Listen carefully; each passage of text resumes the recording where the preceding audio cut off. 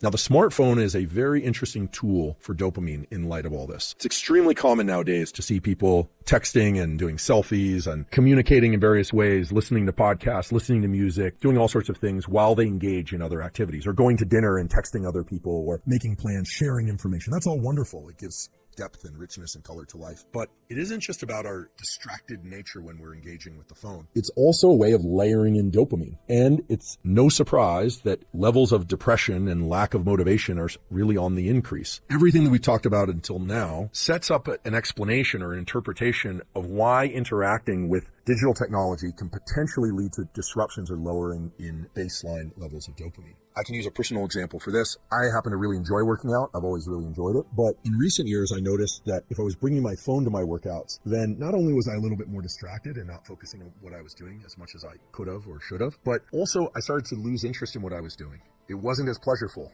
I would feel like it just didn't have the same kind of oomph, and I was beginning to question my motivation. As I started learning more about this relationship between the peaks and the baselines and dopamine, what I realized was that some time ago I probably experienced an incredible increase in the amount of dopamine during one of my workouts because I enjoy working out and I enjoy listening to music. I also enjoy listening to podcasts. I also enjoy communicating with people. Those are all wonderful pursuits, but I had layered in too many of them too many times, and then it essentially wasn't working for me anymore. Much in the same way a drug wouldn't work for somebody who takes it repeatedly because their baseline of dopamine is dropping. So at least for this calendar year, I've made a rule for myself, which is I don't allow my phone into my workouts at all. No music, at least not from the phone. It can be in the room. I might listen to a podcast in the room, but I don't listen to anything or engage in anything on my phone, no texting whatsoever. And most of the time, I just don't even bring it with me for that period of time. It's only a short period of time. I'm not training that often. This is something that I think has been misinterpreted as people can't be alone now. People talk about, they can't walk across the street, or they can't go anywhere, ride the bus, can't be on the plane without being in contact. They can't handle just their thoughts. I don't think that's really what's going on. I think what's happened is that we achieved the great dopamine increase that comes from this incredible thing, which I personally enjoy,